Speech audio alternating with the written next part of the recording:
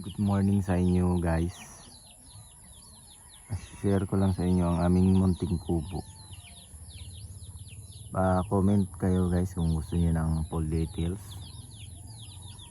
Kung magkano yung nagastos namin. Ganito kaliit na kubo.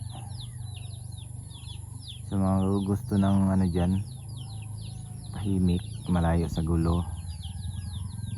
At peaceful na paligid,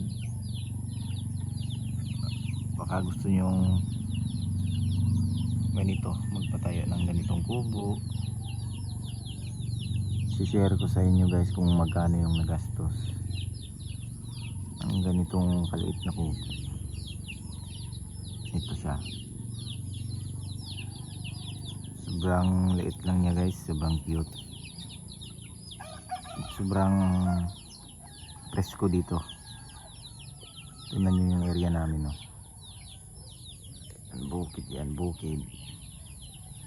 Ito palayan. At pa-subscribe na rin guys sa ating munting YouTube channel. At dito na rin kami mag-upload ng ano nangyari dito sa kubo namin, sa mga pananim namin, sa mga hayop namin. Subscribe na rin guys, salamat.